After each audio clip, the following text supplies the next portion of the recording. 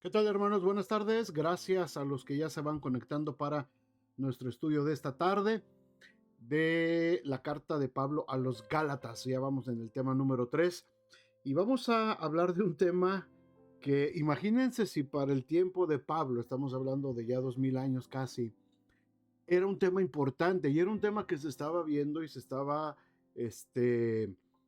difundiendo por todas las provincias de Asia en las iglesias hace más, ya 2000 años.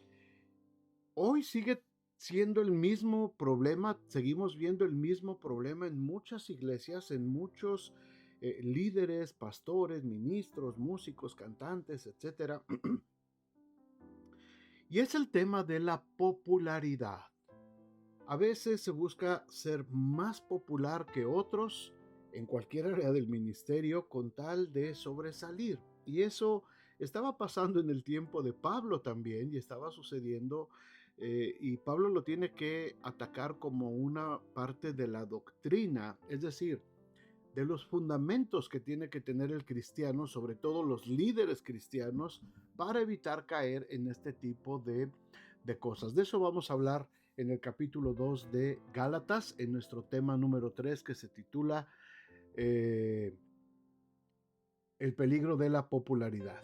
Vamos a orar, si me lo permiten, oramos y empezamos nuestro estudio bíblico.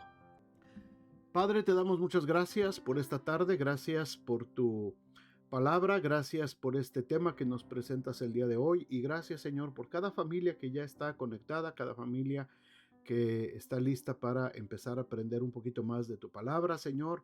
Guíanos, guíanos a toda verdad y permite que podamos, Señor, cada uno tomar lo que nos corresponde y aprovechar, Señor, este estudio bíblico. Gracias, gracias, Señor, por tu amor, gracias por tu gracia, tu misericordia y gracias sobre todo por la salvación que tenemos solamente por fe en Cristo Jesús. Gracias. Amén. Amén. Bueno,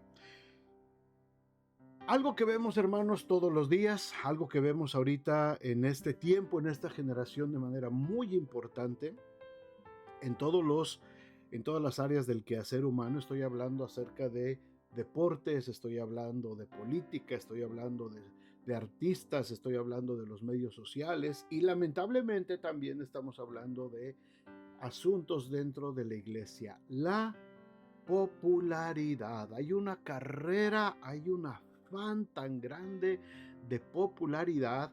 Lo vemos, por ejemplo, en el mundo del deporte, ¿verdad? En un deporte, en un equipo, pues sí, es todo un equipo el que tiene que ganar cualquier competencia del deporte que sea, pero siempre se está buscando la individualidad. Siempre estamos buscando, o siempre los deportistas están buscando sobresalir más que otros y están buscando que la gente los aclame a ellos, escuchar sus nombres, escuchar que la gente los busca, que la gente se pone las camisetas con sus nombres, no de todo el equipo, solamente de uno, y buscan la popularidad y buscan ser los más notorios. Esto es en el mundo del deporte. Estamos viviendo un auge y una explosión tan tremenda en las redes sociales, en los canales de YouTube, en los canales de Instagram, en los canales de TikTok que se están abriendo y todo el mundo está buscando esa popularidad, ¿verdad? Ese video, esa gracia, esa cosa que los catapulte y que los haga muy populares. Y la gente está enferma en este tiempo de popularidad. La gente está buscando ser popular a toda costa. En la escuela nuestros hijos están enfrentando este problema muy fuerte. ¿Por qué? Porque siempre en la escuela también, ahorita hay niñas que quieren ser populares a toda costa. Y si para eso tienen que humillar a otros compañeritos, si para eso tienen que hacerle maldades a otros compañeritos, y digo esto con mucho respeto y lo digo con temor y con vergüenza y con miedo, pero muchos de estos niños en el afán, o jóvenes en el afán de ser populares, se han atrevido inclusive a hacer balaceras y matar a sus compañeros, darle muerte a sus maestros en la escuela, con tal de ganar atracción hacia sí mismos. Hermanos, qué peligroso es este demonio, esta fortaleza de querer ser popular, de querer buscar la popularidad por todos lados. Lamentablemente, lamentablemente, esta misma influencia, hermanos, se ha infiltrado dentro de la iglesia. Siempre ha estado, siempre ha estado, pues Pablo ya está hablando de esto, como lo vamos a ver ahora en este capítulo 2. Sin embargo, en este tiempo, hermanos, se ha dado mucho más profundamente. Pastores, ministros que a toda costa quieren ser populares. Y si para eso tienen que sacrificar lo que el Evangelio dice, porque eso no es popular, lo hacen, ¿verdad?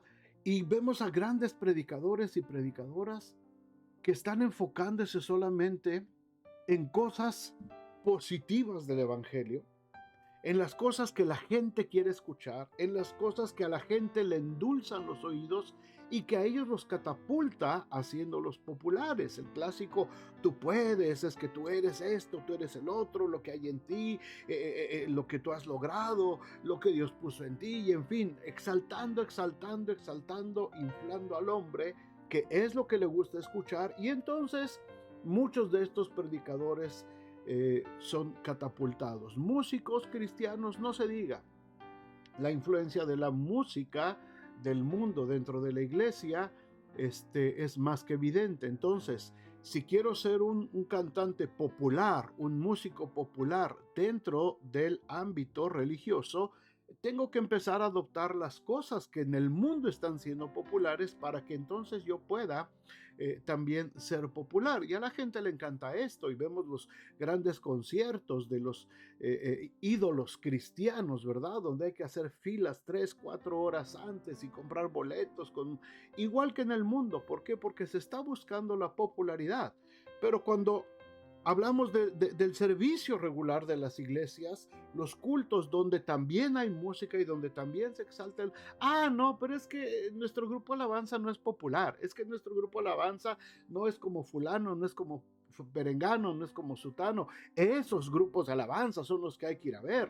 Y si es necesario viajar 3, 4 horas para estar delante de nuestros ídolos populares, ¿verdad? Entonces vamos. Y muchas de esas canciones, también lo tenemos que decir, muchas de esas canciones que se están cantando dentro de las iglesias no tienen nada de cristianas, son más humanistas, son más egocéntricas, están más enfocadas hacia las emociones y sentimientos humanos que a darle la gloria y la alabanza al Señor. La música dentro de la iglesia, entre paréntesis se los digo, la música de la iglesia fue para cantar la palabra de Dios, para que pudiéramos recordar la palabra de Dios de una manera más práctica, ¿verdad? A través de música, a través de canciones. Para eso se cantan los salmos, para eso se cantaban partes de las profecías, para eso se cantan los evangelios. La letra que exalta y que nos recuerda y nos hace más fácil memorizar la palabra de Dios. Pero bueno, estamos hablando de la popularidad. Entonces, en todas las áreas, hermanos, en todas las áreas, y lamentablemente en la obra de Dios no es la excepción, no falta quienes tienen esta misma actitud. Quizás nunca alcancen la fama, pero buscarán la forma de lograr que las masas les aplaudan por su gran ministerio para el Señor. ¿Han escuchado esto, verdad?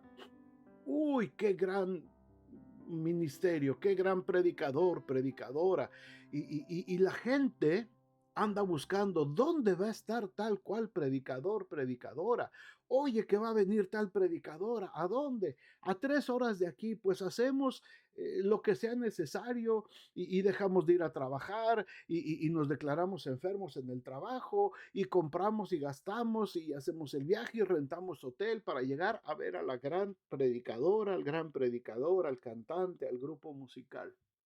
Pero no somos capaces de llegar a tiempo el domingo al culto de nuestra iglesia. Hermanos, esto es un peligro dentro de la iglesia en nuestros tiempos.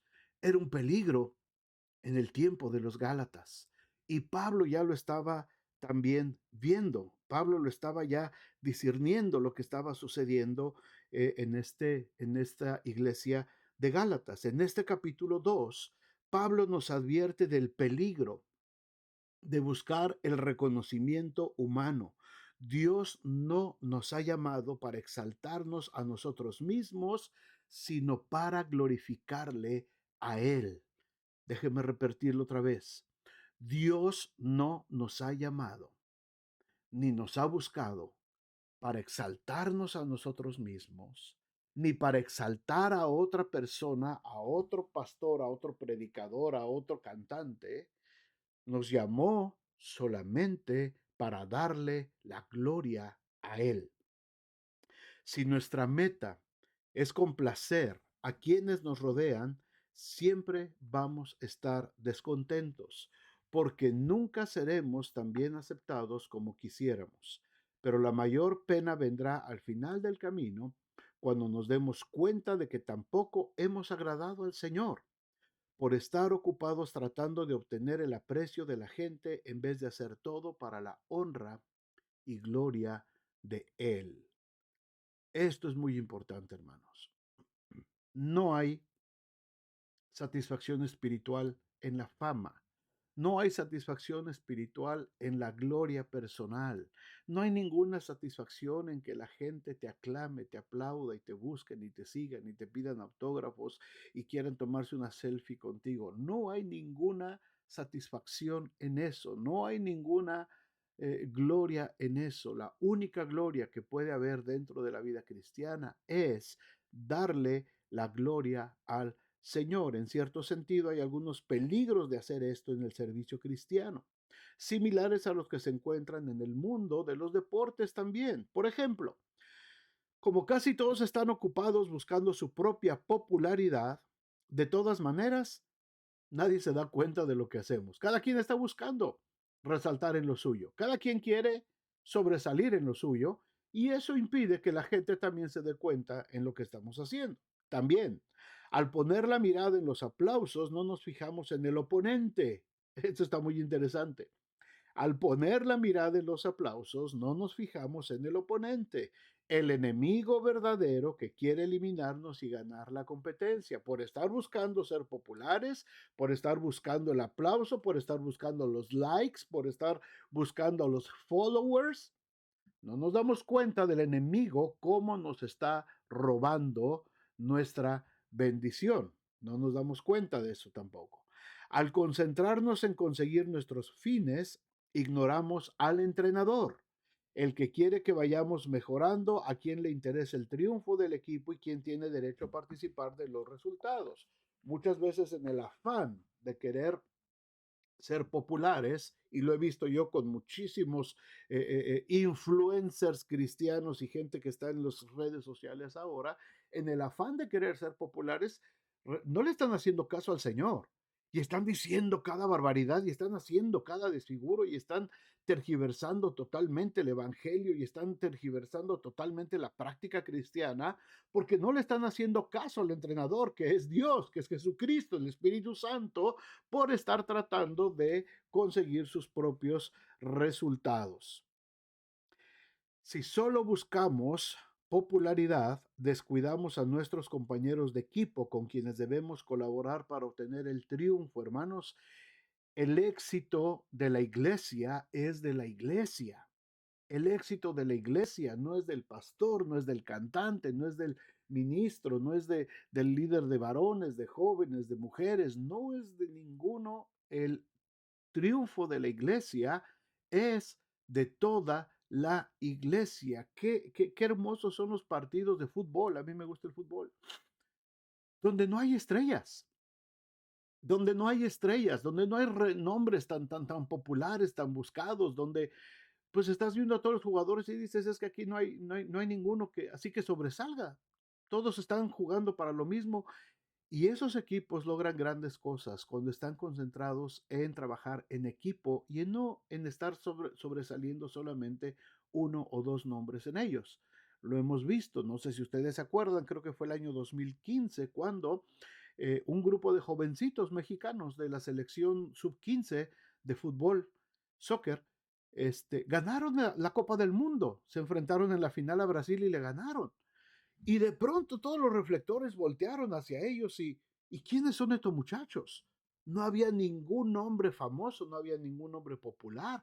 La gente no andaba con los nombres de las playeras con ellos, pero ellos estaban trabajando en equipo. Ellos estaban logrando conformar un equipo, tenían su entrenador, creo que era un señor de nombre Ramírez, de apellido Ramírez, que era el que los estaba entrenando, le hacían caso a su entrenador, nadie estaba buscando su propio brillo personal, estaban luchando como equipo y ganaron la Copa Mundial en aquel entonces.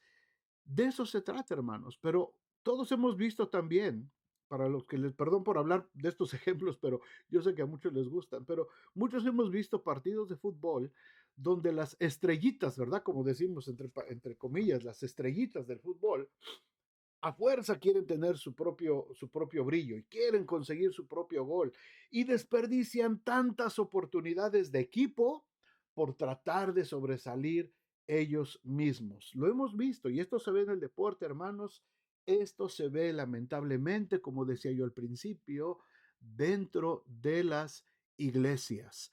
Pastores que están tratando de abrirse a codazo puro un lugar para ser populares, para poder llamar la atención hacia ellos. Están en una lucha por ver quién cautiva más a su público. Y si es necesario sacrificar la pureza del Evangelio con tal de lograrlo, lo están haciendo. Lo están haciendo. Si con tal de lograr su popularidad es necesario maquillar el Evangelio, disfrazar el Evangelio, quitarle la parte importante que es el arrepentimiento, la convicción de pecado, el llamado de Dios a buscarle y a renunciar. Si quitamos, si disfrazamos y eso lo eliminamos y dejamos solamente lo bonito, el Señor es mi pastor, nada me faltará, ningún arma forjada contra ti prosperará, y yo estaré contigo todos los días hasta el fin del mundo, todo lo que pidieres al Padre en mi nombre, yo os lo daré, y todas las promesas y todas las cosas que el Evangelio reviste, sin poner primero los requerimientos que la misma palabra nos da para que se cumplan esas promesas, lo están haciendo, ¿verdad? Están hablando solamente de las cosas que a la gente les gusta escuchar y no quieren decir las cosas que son la verdadera causa del Evangelio. Así es que, hermanos, Pablo señala en esta epístola, prácticamente en este capítulo 2, otros aspectos específicos de este problema que surgieron en las iglesias cuando los líderes empezaron a tratar de conseguir la aprobación de la gente. Al introducir este tema, el apóstol indica que aún él mismo había luchado con esa tentación. Los judaizantes, recuerden, los judaizantes eran los que querían que por fuerza los que no eran judíos entraran al evangelio, pero a través del judaísmo. Querían que se circuncidaran, que obedecieran la ley de Moisés, que empezaran a obedecer todos los ritos, las fiestas y todo esto para poder ser parte de la nueva iglesia. Y esto era totalmente condenado por Pablo. Así es que los judaizantes atacaron a Pablo de tal manera que en ocasiones debe haberse cuestionado cómo iba a ser recibido por la gente en las diferentes iglesias. Constantemente tenía que reevaluar la meta de su ministerio. Su interés era servir a Dios, glorificarle y agradarle, no recibir la aprobación de las masas. No le importaba si la gente reconocía el valor de su ministerio o no. Ya estudiamos acerca de los judaizantes. Eran especialistas en el ataque personal. Déjenme decirles algo de este grupo y de estas corrientes que estamos viendo el día de hoy en medio de nuestras iglesias, en medio del ministerio que estamos viviendo el día de hoy. Los judaizantes, por si alguno de ustedes se ha topado con uno de ellos, que son los que están tratando de que volvamos otra vez a los rudimentos del pueblo judío, que volvamos a observar ciertas fiestas, que volvamos al hebreo, que volvamos a honrar a Israel y a poner banderitas y todo ese tipo de cosas. Los judaizantes de hoy, si se dan cuenta, así como de otras ideologías, porque ya están los cristianos veganos, los que ya prohíben que se coma carne, están también los cristianos, ¿verdad? Entre comillas, los cristianos del fin del mundo, que ya están preparándose para el fin del mundo y todo esto. Todo este tipo de ideologías, si ustedes se han topado con alguno de ellos en estos días, se van a dar cuenta que estas personas no están tratando de enseñar, están tratando de imponer su ideología. Están tratando de imponer ese tipo de doctrinas. No te están dando la opción. Ellos no están hablando de la opción ni te están diciendo concretamente nada del Evangelio. Toman algunos versículos, los sacan totalmente de su contexto, no toman en cuenta todo el relato bíblico, nada más ciertos textos fuera de contexto, y entonces sobre eso hacen su ideología y la quieren imponer. La quieren imponer. No se trata de enseñar.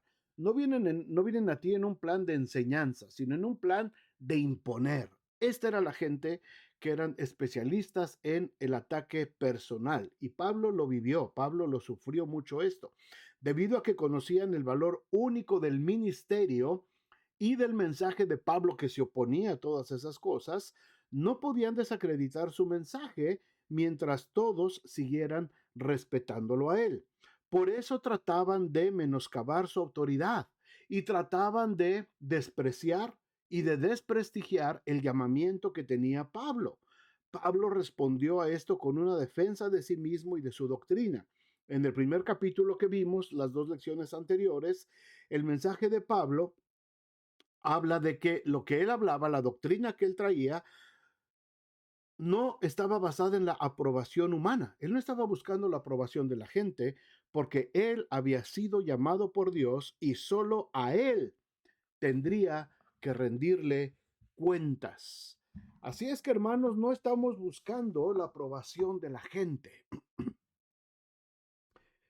Es que, pastor, ¿por qué no hacemos una fiesta y escondemos huevitos de Pascua el domingo en la iglesia, en los jardines de la iglesia, para que los niños vayan a buscar disfrazados de conejitos sus huevitos?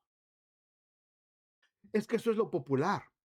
Es que eso es lo que hacen en todas las iglesias ahora. Es que eso es una manera de enseñarles a los chicos el evangelio, y eso pues nos va a traer gente, y eso va a hacer que la gente venga a la iglesia, porque pues eso es algo popular que se está haciendo.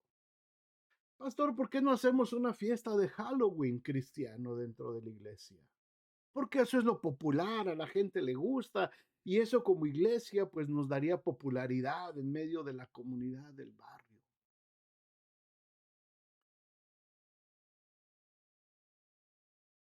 La única oportunidad, hermanos, que tiene nuestro enemigo para vencernos es cuando confiamos en nuestros propios recursos.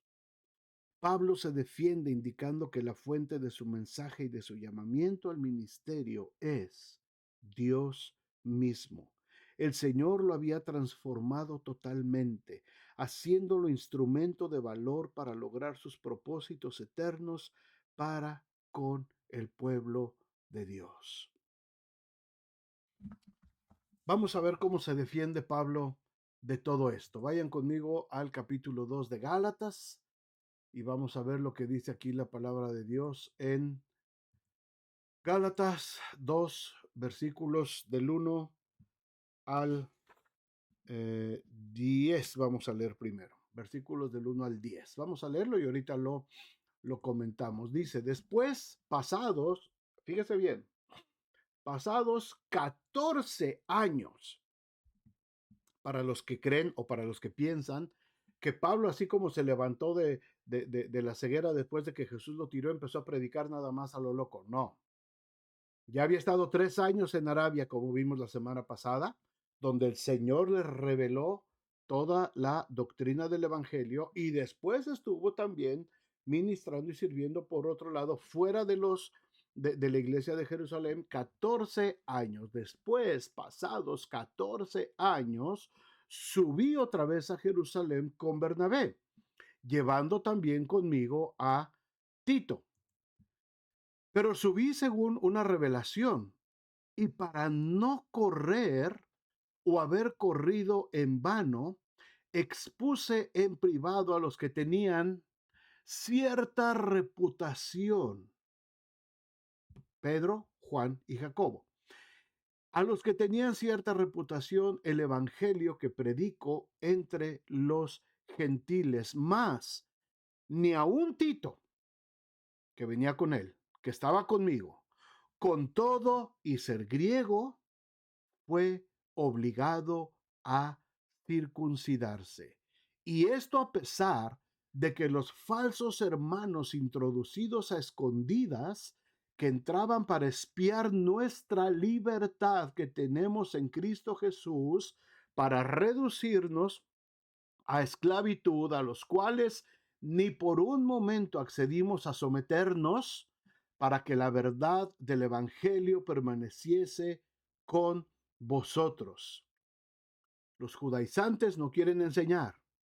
Los judaizantes y otras ideologías quieren imponer, te quieren esclavizar, pero nosotros vivimos en la libertad que Cristo nos ha dado. Pero de los que tenían reputación de ser algo, lo que hayan sido en otro tiempo, nada me importa. Dios no hace acepción de personas, fíjense bien. A mí, pues, los de reputación, nada nuevo me comunicaron. No me dijeron que había cambios ni nada. Antes, por el contrario, como vieron que me había sido encomendado el evangelio de la incircuncisión, como a Pedro, el de la circuncisión, es decir, Pablo le predicaba a los gentiles y Pedro le predicaba a los judíos. Pues el que actuó en Pedro para el apostolado de la circuncisión, actuó también en mí para con los gentiles, y reconociendo la gracia que me había sido dada, Jacobo o Santiago, Pedro o Cefas y Juan, que eran considerados como columnas, nos dieron a mí y a Bernabé la diestra en señal de compañerismo para que nosotros fuésemos a los gentiles y ellos se quedaran predicándole a los judíos, a la circuncisión. Solamente nos pidieron que nos acordásemos de los pobres, lo cual también procuré con diligencia hacer. Los apóstoles confirman el ministerio de Pablo. Fueron 14 años después que Pablo regresa en una breve visita a Jerusalén. Durante todo ese periodo nunca pasó suficiente tiempo en ningún lugar como para poder recibir la instrucción de los otros apóstoles. Es decir, él no estaba sujeto a la teología que estaban predicando los otros pastores, los otros apóstoles. Pablo estaba predicando el evangelio que Cristo le había revelado directamente. Pero cuando regresa él a Jerusalén, su mensaje y sus prácticas recibieron el apoyo del concilio que se hallaba reunido. Aún en esa ocasión, no le dijeron nada más en cuanto a la fe, no le dijeron que tenían que regresar al judaísmo. Lo dejaron que siguiera predicando a los gentiles la libertad en Cristo. Reconocieron su apostolado, su ministerio a los gentiles y se identificaron con él en su trabajo. Al hacer memoria de este capítulo de su visita, Pablo recuerda a sus lectores que su predicación y llamamiento habían sido confirmados por los líderes reconocidos en ese tiempo. quienes asimismo tampoco exigieron a Tito que se circuncidara. Lo recibieron como parte de la congregación, sin que tuviera que seguir con las ordenanzas de la ley. Pablo catalogó a sus detractores como espías que querían convertirlo en esclavo y se negó a ceder frente a sus demandas legalistas, situación que fue aprobada por los apóstoles. Además, los líderes de la iglesia de Jerusalén aceptaron el mensaje de Pablo y su apostolado a los gentiles, así que Pablo demuestra claramente que él tiene derecho de hablar, porque tanto su llamamiento como su mensaje provenían de Dios mismo y habían sido confirmados por los líderes de la iglesia. Ahora, Pablo se está refiriendo aquí a Santiago o Jacobo, a Pedro o Cefas y a Juan, a estos tres apóstoles, como columnas. Ahora, estos tres le predicaban a los judíos. Ellos no se habían abierto a los gentiles. Y dice Pablo, se refiere a ellos como que eran los que tenían buena o cierta reputación dentro de la iglesia. Y aquí está la lucha, hermanos. Porque Pablo pudo haber dicho, es que si yo quiero tener buena reputación dentro de la iglesia, si yo quiero tener buena reputación delante de los principales de la iglesia, entonces voy a dejar de predicar el evangelio de Jesucristo que me fue revelado, ¿verdad?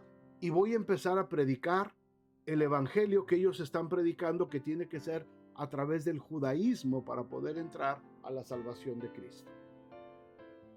Esto le hubiera dado a Pablo mucha popularidad. Le hubiera arrastrado una cantidad increíble de likes, le hubiera dado miles y miles de followers y sus enseñanzas se hubieran hecho virales. Pero Pablo tenía un compromiso con el evangelio. Pablo no estaba buscando la aprobación de la gente. Pablo no estaba buscando ser popular. Pablo estaba buscando enseñar la verdad que le había sido revelada. Y por eso trataba de mantenerse lo más alejado de la influencia de los otros líderes, porque él quería mantener puro su evangelio, lo que Dios le había dicho, la verdad de el evangelio. Y traía a Tito, que era griego, y no estaba circuncidado, porque Pablo es lo que discutía. No se trata de circuncisión bajo la ley, no se trata de estar otra vez esclavos bajo la ley, se trata de aprender a vivir en la libertad con la que Cristo nos hizo libres. Ese es el evangelio. Ahí está la libertad del evangelio. Ahí está la libertad de reconocer lo que el Señor hizo por nosotros, entender que nosotros no podemos hacer nada, ni la ley pudo hacer nada por nosotros, sino que Cristo lo hizo por gracia. Y por esa gracia ahora yo he cambiado mi forma de vida, ahora yo deseo agradar a aquel que me tomó por soldado, ahora yo deseo envolverme en el aspecto de la gran comisión que Jesucristo me ha dado, sabiendo los riesgos que hay del pecado, sabiendo los riesgos que hay en el mundo, sabiendo los riesgos que hay por no querer agradar a Dios. No persevero en el pecado para que la gracia abunde, porque los que hemos muerto al pecado, ¿cómo viviremos aún en él? Esa es la libertad del evangelio. Esa es la libertad de lo que Cristo vino a darnos. Esa es la libertad que Cristo vino a anunciarnos, y era la libertad que Pablo estaba hablando, aunque esto no le consiguiera muchos likes. Así es que Pablo habla acerca de la conclusión, de lo que viene en este tiempo. Y vamos a ver en el los versículos 11 en adelante. Fíjense lo que sucede, hermano. Viene una confrontación. Pablo se tiene que confrontar con Pedro, porque Pedro, el gran apóstol Pedro, el que caminó sobre el agua, el que resucitó a Dorcas, el que junto con Juan, en el nombre del Señor, levantaron al paralítico de la puerta, el que se levantó en el aposento alto y predicó y se convirtieron 3,000 y después 5,000 personas. El poderoso apóstol Pedro, el que caminaba y la gente sacaba a la calle a sus enfermos por si acaso la sombra de Pedro cayera sobre ellos y fueran sanados. Este apóstol Pedro había caído en una de estas contradicciones y había sido víctima de la fama, de la popularidad. Fíjense lo que sucede en el versículo 11 en adelante, dice: pero cuando Pedro vino a Antioquía, salió de su comodidad de Jerusalén, Pedro, donde era popular, donde era el gran apóstol Pedro, y viene a Antioquía, ¿verdad? Hacia el norte de Jerusalén. Sube a Antioquía, donde estaba la base de predicación de Pablo y de Bernabé. Llega a Antioquía. Cuando Pedro vino a Antioquía, le resistí cara a cara porque era de condenar. Hermanos, Clash of the Titans, lucha de titanes. Aquí la cosa se puso seria. Pablo contra Pedro.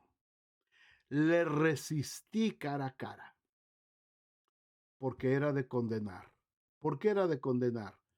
Pues antes que viniesen algunos de parte de Jacobo, de Jerusalén, comía con los gentiles, ahí en Antioquía. Es decir, bueno, pero después, ahorita les explico. Comía con los gentiles, pero después que vinieron, se retraía y se apartaba, porque tenía miedo de la incircuncisión. ¿Qué pasó aquí? Pedro llega, fíjense bien, Pedro llega a Antioquía, donde está Pablo. Antioquía no era Jerusalén, Antioquía eran puros gentiles. Así es que todos los evangélicos, todos los cristianos, todos los que se habían convertido, la gran mayoría eran gentiles.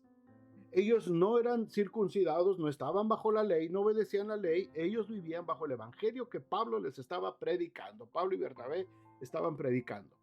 Llega Pedro, wow, y se siente bien a gusto con los hermanos de Antioquía. Y empieza a comer con ellos y empieza a sentarse con ellos y están conviviendo muy bonito. Pedro con los hermanos les predica. Es que llegó Pedro, Pedro caminó con Jesús. Así es que Pedro, platícanos acerca de Jesús. ¿Cuáles fueron tus experiencias de este Jesús del que ahora nos habla Pablo? Tú estuviste con él físicamente, tú le conociste, tú lo tocaste, tú lo abrazaste, tú comiste juntamente con él. Platícanos, Pedro. Y Pedro estaba ahí departiendo con los hermanos y comiendo con ellos muy alegres.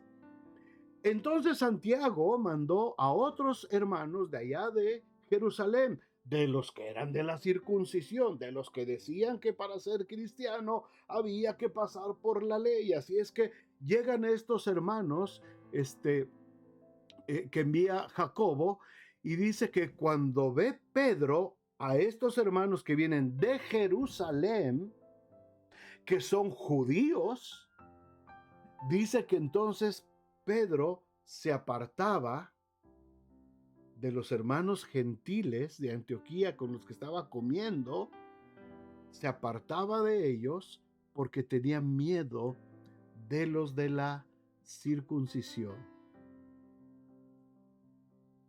Déjenme recordarles esto. Esto estaba ya en el ADN de Pedro. Pedro negó a Jesús cuando le dijeron, este estaba con él. Este es parte de esa pandilla del Nazareno. No. Yo no lo conozco, yo no sé quién es. Yo no sé quién es y yo no sé quién es. 3 veces, ¡pum! Y cantó el gallo. Y Pedro lloró amargamente. Bueno, ahora llega Pedro a Antioquía. Está con los hermanos, y llegan los judíos. ¡Hey! Pedro está con los gentiles. Y Pedro inmediatamente otra vez, no. Pues son amigos de Pablo y todo eso, pero ellos están allá, yo no me junto con ellos. ¿Por qué? Porque de acuerdo a la ley judía, un judío que se sentaba a comer con gentiles automáticamente estaba inmundo. y tenía que hacer todos los ritos de purificación. Se le consideraba inmundo. Por eso atacaban a Jesús. ¿Por qué Jesús come con pecadores y publicanos? No es posible. Jesús está hablando con una samaritana que es gentil. ¿Cómo Jesús está hablando con una mujer y samaritana? ¿Cómo es que Jesús está sanando a estos gentiles samaritanos, leprosos? No es posible que Jesús haga eso. Se está contaminando, está inmundo. Eso era lo que le reprochaban a Jesús. Y esto fue lo que le reprocharon a Pedro. Es que se está contaminando. Y su popularidad, la popularidad de Pedro, estaba en entredicho. Su fama estaba en entredicho. Y entonces dice que por miedo a los de la circuncisión se retrajo y no comía con ellos ya. Y en su simulación, porque esto es lo que lleva, hermanos, el asunto de la popularidad. El asunto de buscar la popularidad a toda costa te va a hacer simular. En su simulación participaban también los otros judíos, de tal manera que aún Bernabé fue también arrastrado por la hipocresía de ellos. Pero cuando vi que no andaban rectamente conforme a la verdad del Evangelio, le dije a Pedro, delante de todos, si tú, siendo judío, vives como los gentiles y no como judío, ¿por qué entonces quieres obligar a los gentiles a judaizar? Nosotros, judíos de nacimiento y no pecadores de entre los gentiles, sabiendo que el hombre no es justificado por las obras de la ley, sino por la fe de Jesucristo. Nosotros también hemos creído en Jesucristo para ser justificados por la fe de Cristo y no por las obras de la ley, por cuanto por las obras de la ley nadie será justificado. ¿Qué había hecho Pedro, hermanos? ¿Qué había hecho Pedro? Con tal de conservar su fama, con tal de seguir siendo popular entre los judíos donde estaba su base, con tal de no perder followers, decidió apartarse de los cristianos que estaban con él, de los cristianos gentiles que estaban con él. Así es que al actuar como lo hacía Pedro, y Pablo lo tiene que resistir, esta es una confrontación muy fuerte que Pablo tiene. Ya había tenido una antes, también en Hechos. Al actuar como lo hacía Pedro, mostraba a los gentiles que para él era importante que todos se hicieran judíos. Su actitud pregonaba que para ser cristiano completo, con todos los derechos, era necesario convertirse al judaísmo. Lo mismo que están diciendo ahora todos estos judaizantes que andan por las redes sociales. Así que lo que en realidad hacía era presionarlos para que cumplieran con los ritos de la ley. Cuando Pablo vio su hipocresía, lo confrontó inmediatamente frente a todos los demás. Frente a todos los demás. Pedro tuvo que reconocer su error. Su aplicación de la verdad del Evangelio había sido inconsecuente porque con su actitud comunicaba que los gentiles debían hacerse judíos. Así es que Pablo tiene que concluir este tema y al terminar este relato de su encuentro con Pedro, el apóstol Pablo continúa su disertación con el argumento teológico que responde al legalismo judaizante, sin importar dónde se encuentre. No se limita únicamente a la discusión con Pedro, aunque seguramente se aplica en este caso. La ley solamente sirve para condenar. La ley solamente sirve para condenar. Y si buscando ser justificados en Cristo también nosotros somos hallados pecadores, ¿es por eso Cristo ministro de pecado? En ninguna manera. Porque si las cosas que destruí, las mismas vuelvo a edificar, transgresor me hago. Si la ley ya la descartamos, si eso ya fue destruido, si Cristo exhibió el acta de decretos que nos era contraria, ¿por qué queremos volver a levantar nuevamente todos esos rudimentos de la ley? ¿Por qué queremos volver a levantar nuevamente todos esos ritos y tradiciones y cosas que solamente nos tenían esclavizados y que esclavizaron al pueblo judío por tantos siglos? Y ahora que tenemos la libertad en Cristo, ahí estamos queriendo volver a lo demás. ¿Por qué? Porque es lo que está de moda, porque es lo que está siendo popular, porque esto es lo que nos está dando ahorita más followers, es lo que nos está dando más likes. La ley sirve solo para condenar, pero la muerte es vida. Y estos son los versículos claves de esta carta, hermanos. Versículos 19 al 21. Porque yo por la ley soy muerto para la ley, a fin de vivir para Dios. Con Cristo estoy juntamente crucificado. Y ya no vivo yo, mas vive Cristo en mí. Y lo que ahora vivo en mi carne, en mi persona, todos los días, lo vivo en la fe del Hijo de Dios, no en la ley, no en los ritos. Lo vivo en la fe del Hijo de Dios, el cual me amó y se entregó a sí mismo por mí. No desecho la gracia de Dios, pues si por la ley fuese la justicia, entonces por demás murió Cristo. Debido a la condenación que exige la ley a través de ella, es que nos damos cuenta de nuestro estado pecaminoso, hermanos, y de que estamos muertos en nuestros delitos y pecados, sin esperanza. No hay manera de salvarnos. Estamos muertos y somos capaces de actuar correctamente. Sin embargo, aún estando muertos según la ley, podemos recibir la vida que Dios nos quiere dar. Al aceptar a Cristo, Él nos libra de la ley. Hemos muerto a la ley y ahora vivimos por una norma diferente. Lo que vivimos, lo vivimos por Cristo. Nuestro Salvador murió a causa de la ley y puesto que ya estamos en Él, hemos sido crucificados juntamente con Él. Estamos muertos a la ley y ésta no tiene autoridad porque no puede dirigirnos ni condenarnos. Cuando te encuentres con estos judaizantes que te quieren volver a meter a la ley, a que cumplas cabalmente los 10 mandamientos y las fiestas y esto y el otro, dile, ¿sabes qué? Yo estoy muerto para la ley. La ley se murió cuando Cristo murió en esa cruz por mí. Cristo crucificó esa ley de la que tú me quieres volver a meter. Cristo ya la crucificó en la cruz del Calvario. Y ahora yo vivo en la fe de la resurrección de Jesucristo, del Hijo de Dios. Yo vivo para agradarle a Él, no para servir ni agradar a la ley. Así es que ahora toda mi vida es para agradar al Señor. Ahora Cristo, la vida de Cristo es la que se manifiesta a través de nosotros porque se basa en el principio de la fe.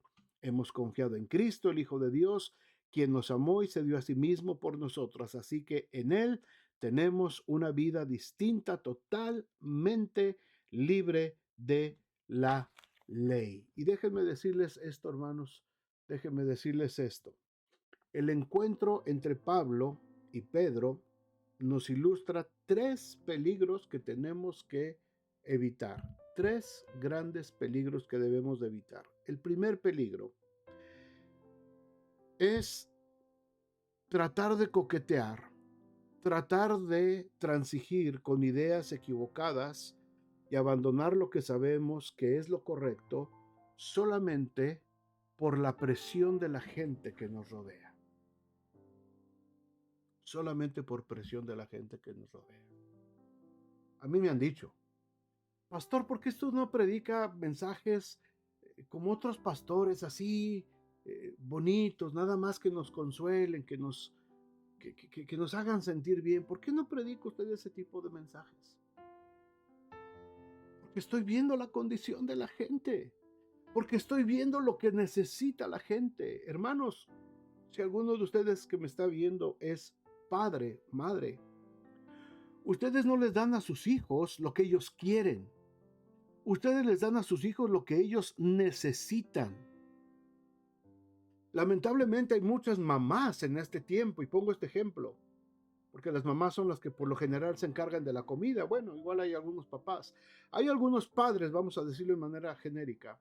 Hay algunos padres que les dan a sus hijos chiquitos de 4, 5 años, 6, 7, 8 años, les dan de comer lo que ellos quieren, no lo que ellos necesitan. Ay, es que no le gusta el macarrón, no le gusta las verduras, es que no le gusta la carne así, es que no le gustan las lentejas, es que no le gusta esto, es que no le gusta esto. Entonces le preguntamos y le damos lo que él quiere. Este es el grave problema de la popularidad, hermanos, en este peligro. ¿Por qué? Porque entonces el niño nos está diciendo qué es lo que él quiere, no es lo que él necesita. Los padres se supone que en su madurez ya de adultos saben que sus hijos tienen que tener una alimentación adecuada, pero no se las dan. ¿Por qué? Porque eso no los hace populares con sus hijos. Es que mi mamá me da verduras, es que mi mamá me da lentejas, es que mi mamá me da a comer cosas que a mí no me gustan. Ah, pero cuando voy a la casa de mi tía, uy, me encanta, y mi abuelita, porque ellas sí me dan lo que yo quiero. ¿Se dan cuenta? Lo mismo pasa en la doctrina, hermanos.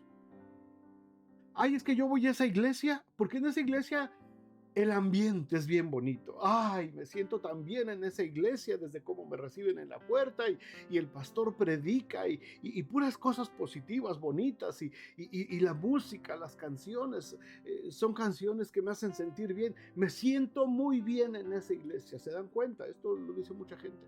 Yo me siento muy... No se trata de cómo te sientas. Se trata de cómo se siente Dios respecto de ti. Se trata de cómo nuestras vidas tienen que ser moldeadas y muchas veces el moldear nuestras vidas duele. La disciplina del Señor duele, la exhortación del Señor duele, no es agradable, pero se tiene que hacer, se tiene que dar, porque de otra forma va a pasar lo mismo que con los hijos. Todo el tiempo estamos corriendo al hospital porque el niño tiene infecciones, porque tiene las defensas bajas, porque está anémico, ¿por qué? Por una mala alimentación. Porque el niño come lo que quiere, porque se le da a comer lo que quiere y no lo que necesita. Pero entonces los papás son populares. Entonces mamá es popular porque me da todo lo que yo quiero. Y podemos hablar mucho de esto en el ejemplo de las familias, pero en el caso de lo que estamos hablando de la doctrina, todas estas doctrinas que están siendo populares, que se están inundando las redes sociales, son muy atractivas, sí, y nos pueden dar popularidad, sí, pero tú decides si estás buscando la popularidad o estás buscando agradar a Dios.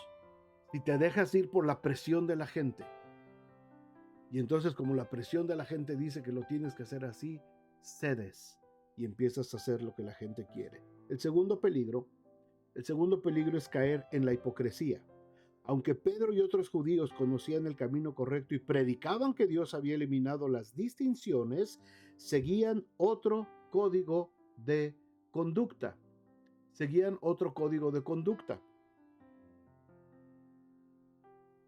Y predicaban que Dios había eliminado todo esto, con objeto de mantener buena apariencia entre los de la circuncisión. Así es que mientras ellos estaban queriendo predicar todo esto, estaban siendo hipócritas, porque con los gentiles se comportaban de una manera y con los judíos de otra manera. Cuando estás buscando la popularidad, eso es lo que sucede, nos volvemos hipócritas. Con tal de agradar a estos, hago esto, y con tal de agradar a estos, hago esto otro. Tercer peligro, el peligro de dar mal ejemplo. Por no hacer lo correcto, Pedro dirigió a otros en su mismo camino, aún el mismo Bernabé, líder destacado en el ministerio de los gentiles, se dejó arrastrar por Pedro y siguió su ejemplo. Es que era Pedro, es que era el gran apóstol Pedro. Oye, si no sigo a Pedro, pues él me está poniendo el ejemplo de lo que tengo que hacer. ¿Se dan cuenta, hermanos? Muchos predicadores, muchos líderes, muchos músicos, cantantes, gente que está en los ministerios de las redes sociales, no se están dando cuenta que ellos son ejemplo para mucha gente, y que mucha gente va a caer en el error a causa de lo que ellos estén haciendo o diciendo. Así es que, hermanos, esto es una verdad que no podemos echar por la borda. Vivimos en un tiempo muy difícil. ¿Buscamos nosotros agradar a Dios o buscamos agradar a los hombres? ¿Buscamos la aprobación de los hombres o buscamos la aprobación de Dios? A veces el camino que el Señor nos muestra no es fácil. A veces el camino que el Señor, en todos esos cultos y demás iglesias donde, congresos y demás, donde se juntan y a ver, te van a dar palabra y acércate. Yo solamente escucho palabras de puro positivismo, nada más. Dios te va a abrir puertas, Dios te va a dar esto, Dios te va a hacer, Dios te va a dar a ti, a ti, a ti, a ti, llenando el egocentrismo. Ay, entonces ese predicador es famosísimo y es muy popular porque profetiza puras cosas buenas. Yo nunca he escuchado a esos que dan palabras así que le diga, Dios te va a poner en una prueba de horno de fuego. Dios te va a llevar por caminos que tú no vas a querer caminar, pero que tienes que caminar para darle la gloria a Él. Yo no he escuchado a nadie que le diga, Dios te va a quitar lo que más quieres en tu vida, porque Dios quiere que aprendas a depender totalmente. Yo no he escuchado nunca, a lo mejor lo hay, no sé, pero yo nunca he escuchado. Y esos predicadores, esos profetas, no son populares, ¿eh? No son populares. Ay, no, no, no, no, ese es un falso profeta. No, no, no, no, ese me dijo, no, no, no es cierto, no es cierto. No, no, no, ese no, ese no, ese no. Ese no lo sigo, lo elimino de mis redes sociales. Unfollow, no le voy a dar likes, no le voy a dar nada. Porque este no me dijo lo que yo quiero escuchar. El Evangelio se trata de lo que Dios quiere decirnos, de lo que Dios quiere revelarnos, de lo que Cristo vino a hacer por nosotros y transparentar nuestra vida, hermanos, aunque nos cause vergüenza, aunque nos cause dolor, pero siempre el Evangelio, después de exponernos y de llamarnos al arrepentimiento, nos dará el consuelo del perdón y nos dará la esperanza de la vida eterna. De eso se trata el verdadero Evangelio del Señor. Padre, en el nombre de Jesús, muchas gracias. Gracias, Señor, porque no buscamos el favor de los hombres, sino buscamos estar juntamente crucificados contigo. Y ya no vivir nosotros, sino dejar que Cristo viva a través de nosotros.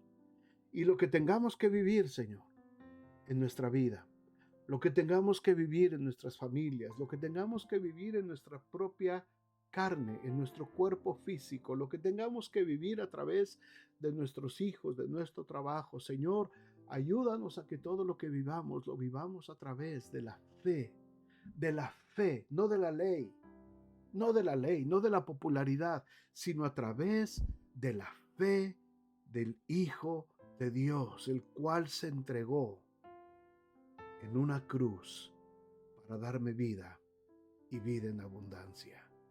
Aléjanos del peligro de la fama, de la popularidad y ayúdanos a trabajar como equipo para que tu palabra, Señor, sea llevada hasta el último rincón de la tierra. Gracias en nombre de Jesús. Amén y amén. Pues muchas gracias, hermanos. Espero que este tiempo haya sido de bendición para ustedes, como lo ha sido para mí. El Señor esté con ustedes y si el Señor permite, entonces nos encontramos el domingo en nuestra reunión y el próximo miércoles seguimos con nuestro estudio del libro de Gálatas. Dios les bendiga.